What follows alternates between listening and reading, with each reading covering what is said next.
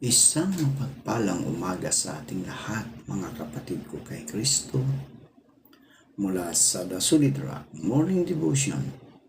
Isang kagalakan na muli tayo ay makapagbulay-bulay sa kanyang mga salita.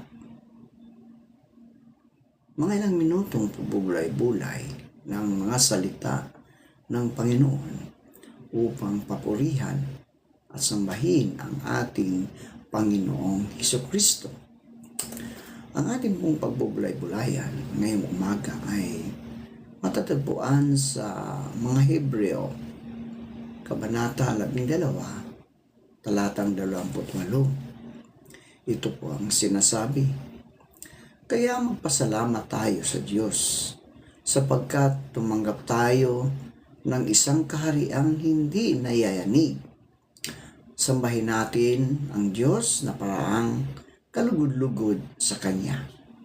May paggalang at pagkatakot.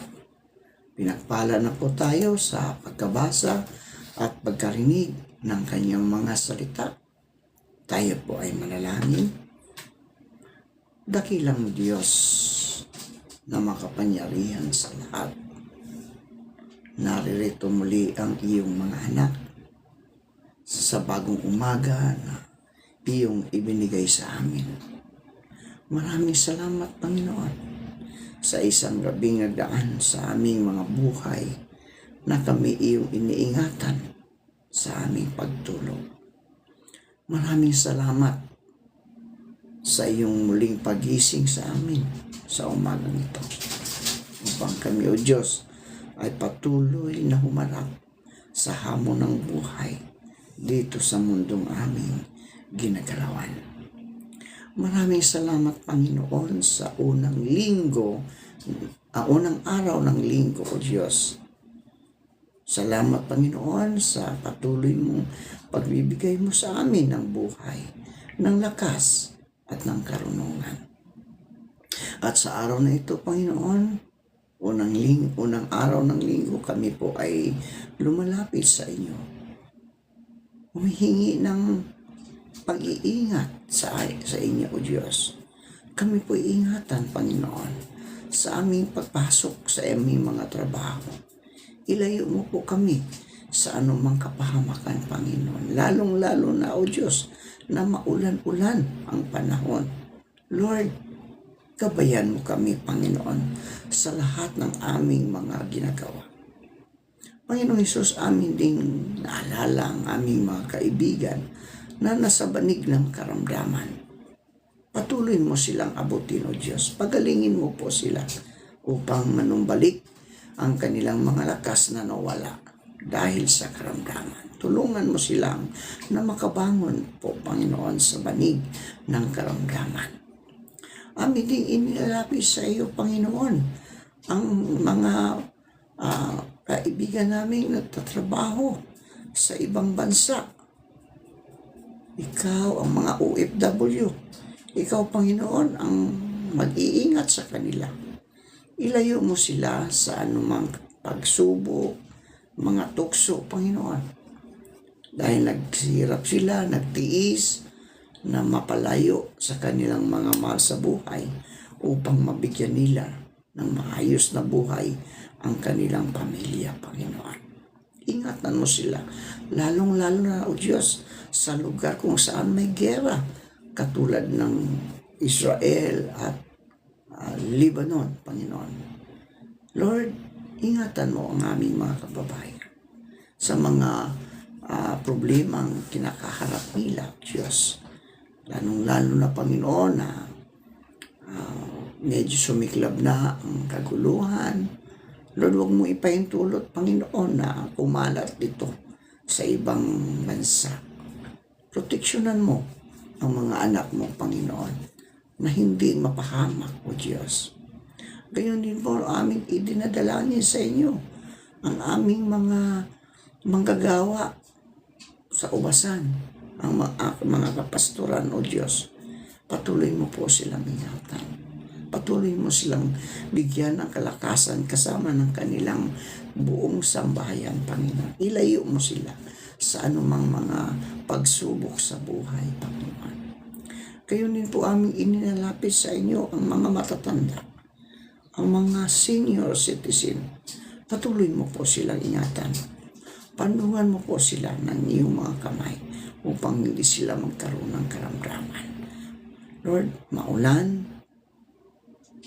kami po ay lumalapit sa inyo na sila po kami po iyong patuloy na patnubayan, Panginoon, sa araw-araw. Lord, maraming salamat. Amin ding inaalala ang aming mga kaibigan, mga kapatid na nagmamigrate na sa ibang bansa, katulad ng bansang Canada, USA, Japan, Korea, at iba pa, Panginoon, ng bansa sa buong mundo, na sila po ingatan mo, O Diyos. Patuloy mo po silang gabayan. Naway, ang iyong mga salita ay dala-dala nila, Panginoon. Maibahagi nila ito upang sila, O Diyos, ang mga kababayan o ang mga tao na nasa ibang bansa ay makakilala sa inyo bilang aming Diyos at tagapagligtas. Maraming salamat po at dalangin namin na ikaw ang siyang patuloy na pumatnubay sa aming mga gawain sa araw na ito. Salamat, Panginoon. Sa pangalan ni Jesus. Amen. Magkaroon ng takot sa Diyos. Iyon po ang pamagat ng ating mapagbulay-bulayan ngayong umaga. Para sa isang hindi mananampalataya, ang pagkatakot sa Diyos ay takot dahil sa paghuhukom ng Diyos at sa walang hanggang kamatayan sa impyerno na siyang walang hanggang pagkahiwalay sa Diyos. Para naman sa mananampalataya, ang pagkatakot sa Diyos ay kakaiba. Ang pagkatakot ng mananampalataya sa Diyos ay isang banal na pagkatakot. Ayon sa Hebreo 12, talatang 28, ay isang magandang paglalarawan sa takot na ito. Kaya pagkatanggap ng isang kahariang hindi magagalaw, ay magkakaroon tayo ng biyayang sa pamagitan nito ay makapaghahandog tayong may pag-alam at katakutan ng paglilingkod na nalulugod sa Diyos. Sapagkat ang Diyos natin ay isang apoy na namumugnaw. Ang banal na pagkatakot at pag-alang sa Diyos ang eksaktong kahulugan ng pagkatakot sa Diyos para sa mga Kristiyano. Ito ang nagtutulak sa atin upang isuko ang ating buhay na lumikha ng lahat sa sangkalawakan. Sinasabi sa Kawikaan 1, talatang 7, ang takot sa Panginoon ay pasimula ng kaalaman. Ngunit ang mangmang ay humahamak sa karunungan at turo. Hanggat hindi natin naunawaan kung sino ang Diyos at nagkakaroon ng banal na pagkatakot sa Kanya, hindi tayo magkakaroon ng tunay na karunungan. Ang tunay na karunungan ay bunga ng pagkaunawa kung sino ang Diyos sa ating buhay, na siya ay banal at makatarungan.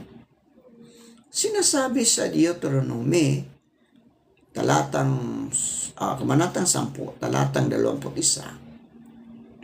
at ngayon, Israel, ano ang hinihingi sa inyo ng Panginoon mong Diyos, kundi matakot ka sa Panginoon mong Diyos. Lumakad ka sa lahat ng kanyang mga daan at ibigin mo siya at paglingkuran mo ang Panginoon mong Diyos ng buong puso at ng buong kaluluwa mo. Katatakutan mo ang Panginoon mong Diyos sa Kanya'y maglilingkod ka at sa Kanya'y lalakip ka at sa pamagitan ng Kanyang pangalan susumpa ka.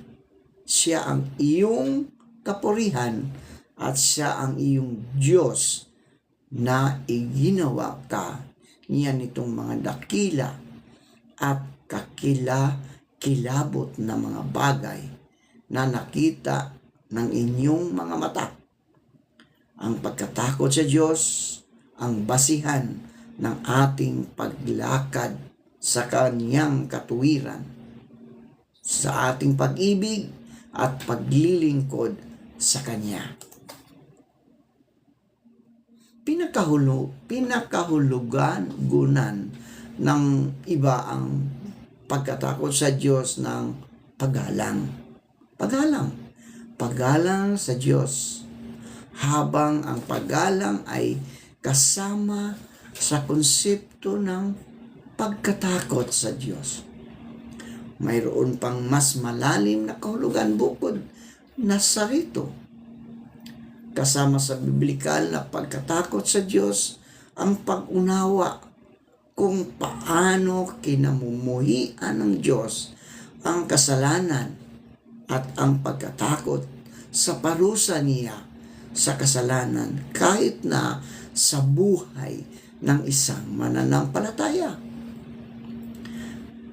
Inilarawan sa Hebreo Kabanata 12, talatang 5 hanggang 11, kung paano dinisiplina ng Diyos ang isang mananampalataya. Kahit ginagawa ito ng Diyos dahil sa Kanyang pag-ibig, ito ay isa pa ring nakatatakot na bagay. Bilang mga anak, mga kaibigan, ang pagkatakot sa pagdidisiplina ng ating mga magulang ang siyang pumipigil sa atin upang gumawa ng hindi ayon sa kanilang kagustuhan. Totoo rin ito sa ating relasyon sa ating Diyos Ama sa langit. Kailangan nating katakutan ang Kanyang pagdidisiplina at magnasa na mamuhay ng kalugod-lugod sa Kanya. Hindi dapat natakot ang mananampalataya sa Diyos dahil sa Kanyang pagpaparusa. Hindi dapat. Walang dahilan upang matakot tayo sa Kanya sa ganitong paraan. Ipinangako niya sa atin na walang makapaghihiwalay sa atin sa Kanyang pag-ibig. Ayon sa Roma 8:38 hanggang 39. Ipinangako niya sa atin na hindi niya tayo iiwan ni pababayaan man.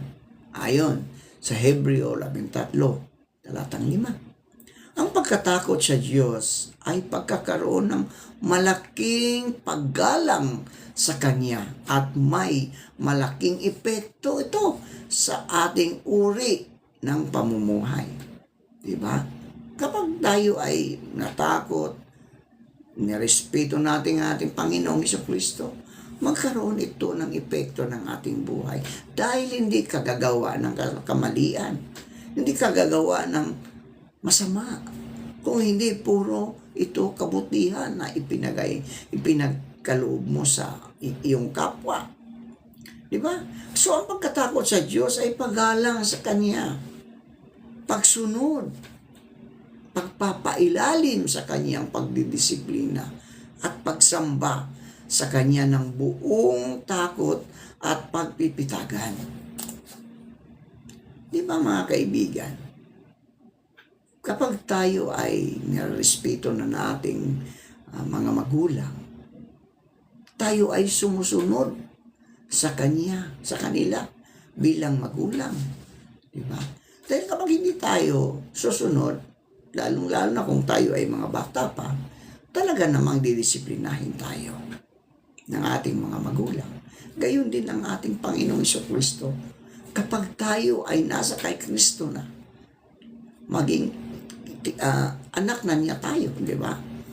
So, inaring anak niya tayo. Kapag tayo yung mga anak, ang ating Ama ay may karapatan na siyang magdisiplina sa atin kung tayo ay may kamaliang nagawa. At inaring anak ng Diyos, ay may karapatan naman din tayo na magkaroon ng share, no, o mana sa ating mga magulang, sa ating Diyos na buhay. Kaya pang mga kaibigan, huwag tayong mag-abala o mag-alala dahil ang Diyos ay pag-ibig. Natakot tayo, hindi ibig sabihin na ang Diyos ay nakakatakot. Ibig sabihin, ating itong sinusunod. Ang lahat ng kanyang mga utos ay ating sinusunod. Ano ba ang dalawang pangunahing utos ng Panginoon? Ibigin mo ang Diyos. Pangalawa, ibigin mo ang iyong kapwa. Ganun lang kasimple mga kaibigan. Ang pagsunod sa ating Panginoong Hesukristo. Sige po, tayo po ay manalangin. Panginoong Hesus, marami pong salamat sa mga salitang aming napagbubulay-bulayan. Opo, ang pagkatakot namin sa aming Panginoon ay hindi nangangahulugan na ang aming Diyos ay nakakatakot. Ang aming Diyos ay pag-ibig. Kaya kami, O Diyos, ay lumalapit sa inyo sa umagang ito na kami po ingatan mo sa aming mga ginagawa, sa aming gawain sa araw na ito. Ilayo mo kami sa anumang kapahamakan, Panginoon. Panginoon, na may matutunan po namin na magpasalamat sa lahat ng mga biyaya pinagkaloob po ninyo sa amin. Matutunan po namin na makontento dahil hindi na mahalaga kung ito man ay malaki o maliit ang biyayang ibinigay mo sa amin. Ang importante, O Diyos, ito'y galing sa aming Ama na si Hesukristo. Panginoong Hesus, nasa iyong mga kamay ang aming mga pag-asa at ang aming pagtitiis. Magbunga nawa ito ng kabutihan sa pamagitan mo. Pagpalain ka nawa ng Panginoon at sa makapangyarihang Diyos ngayon at magpakailanman. Panginoon Hesus, aming inilalapit sa inyo ang aming mga kaibigan na naliligaw ng landas. Naway matagpuan nila ang liwanag at tanggapin kanila bilang kanilang Diyos at tagapagligtas. Pagpalain ka nawa ng Panginoon at ingatan ka. Paliwanagin nawa ng Panginoon ang kanyang mukha sa iyo at mahabag sa iyo. Ilingap nawa ng Panginoon ang kanyang mukha sa iyo at bigyan ka ng kapayapaan. Sa pangalan ng Ama at ng Anak at ng Banal na Espiritu Santo. Amen.